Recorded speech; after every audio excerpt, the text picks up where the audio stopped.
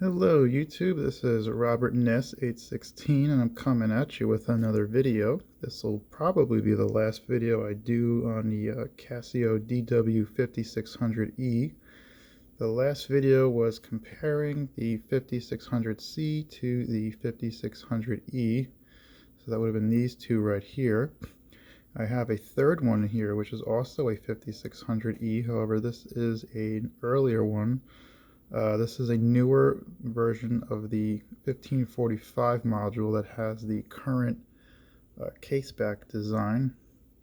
So if you look at the caseback of this watch, you can see that it says 1545 next to the Casio there on the right side, and it has the current shock resist badge on it.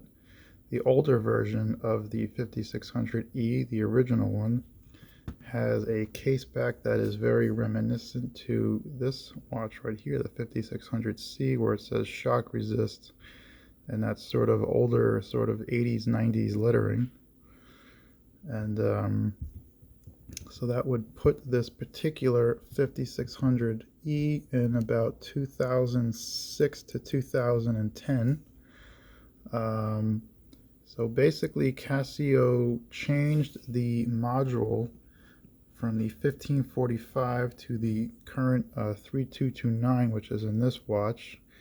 And the 3229 was made in China Y, and then it would change to the Thailand DH factory. Is that what this one is? Yes, Thailand DH factory. So basically, the current 5600E with the 3229 module is what you can get. It's what's available. The older one I'm going to go over because I was fortunate enough to find one that is slipping right now, but it's in pretty much brand new condition. There is basically zero wear on any of the rubber components of the watch. The band and bezel are basically perfect. The crystal's perfect. Pretty much everything is perfect. So I'm not going to put the 5600C in this video because I've already done a comparison there, but just for shits and giggles, here's what both screens look like, full of fingerprints, of course. Let me see if I can just clean that up a little bit better. There you go. So, and those are falling down everywhere.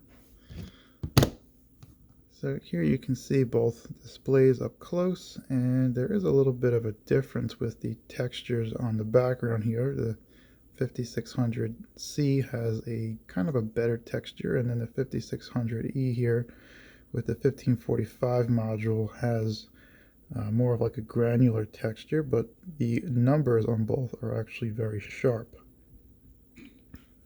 So that is something to make note of. So the main difference is here between and I just have put my thumb right on the crystal. So the main difference is here between the 3229 and 1545. This is the 3229 and this is the 1545. Is going to be how the displays look and how the backlights are. So the newer one has a smoother looking texture on the display, so in the light it actually lends itself to being just a clearer looking watch or a display. The older one has more of a texture to it. Inside though, the movement is completely different. All the surface mount components are actually larger in size. This is smaller in size, so I would assume that the newer one is going to be more power efficient. Casio says both of these are rated for 2 years time, but I know from experience that this one will last easily 10 years on a battery. This one I have no idea on, no, because I don't have that much experience with it yet. But when the light isn't reflecting off of it like it is in this video, I will have to say that the older 1545 has a deeper black to the digits, and also the backlight on this one is slightly brighter, so maybe I'll turn the light off. I'll show you. So maybe the older module here is going to be, the battery life on it won't be as good. So here's what the backlight looks like on the old one, and here's the new one. So you can see the new one's more of a green, the old one's more of like a greenish blue. So a little bit of a difference there, and this one is slightly brighter too, so maybe the older one, the battery life isn't as good. So give you guys a little bit of a look-see at this one. So very unusual to find a G-Shock that's this old that doesn't have any wear on the band or bezel. So you can see it's pretty much not used. It has actually a mark on it here, which all these watches do, from where the buckle stays, and luckily my wrist is actually the same size as whoever owned this watch before me, so it uses pretty much the same buckle hole. I mean, there's no scratches on this thing at all, so cannot complain about that. Case back is in perfect condition, and yeah, I mean, all I did was just throw a new battery in it, put some silicone grease on the back plate gasket, and that's all that she wrote. Pretty much like it was pulled from the box.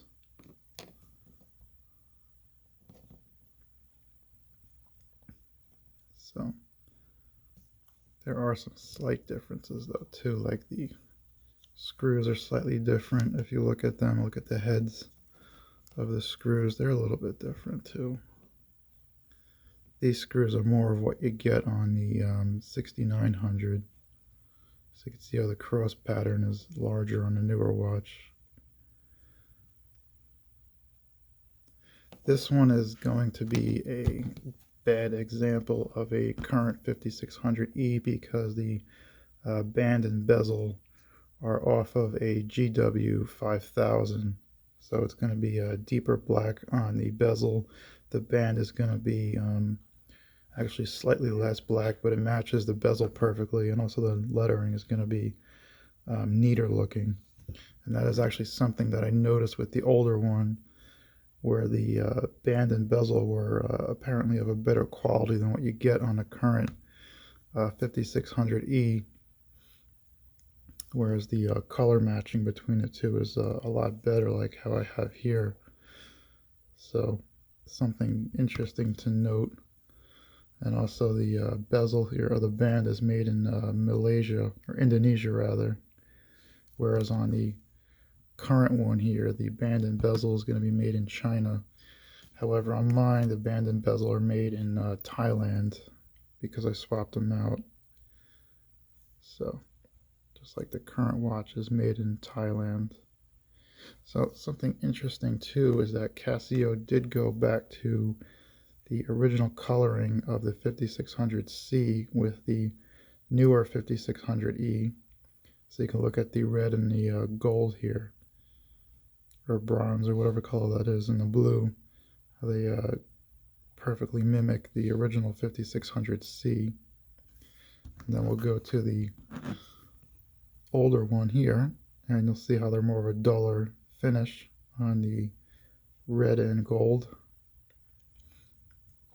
Also on the Chinese-made 5600E with the 3229 module, the display will have this duller color representation as well. So it seems like with the newer Thailand DH watches, they've brightened up the colors. And this is Thailand DH, this one is Thailand Y. So, and that's pretty much it. I mean, the modes are basically the same, all the same stuff. The main thing is that if you go into the test patterns on these watches, this one has like, I think, 3 or 4 test screens on it, and then it'll display the module, whereas the 1545 can only do a simple test screen, and then that's it. Can't do anything else. This watch, if you try to do anything with the test screens, you'll just end up resetting everything on the watch, so this one doesn't have any type of test modes or anything like that on it.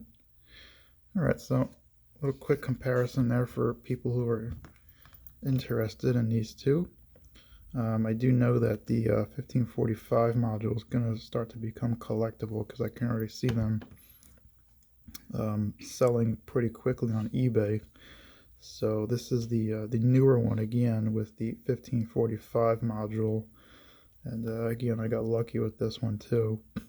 Actually got lucky with two of them. This is another one with the 1545 module. This is my my beater watch supposedly. This one I bought with just the module itself. It didn't have a band or bezel on it, so I had to buy that separately and throw it on there. But yeah, pretty much a neat little addition to your collection if you're a fan of the 5600E. Okay guys, thanks for watching.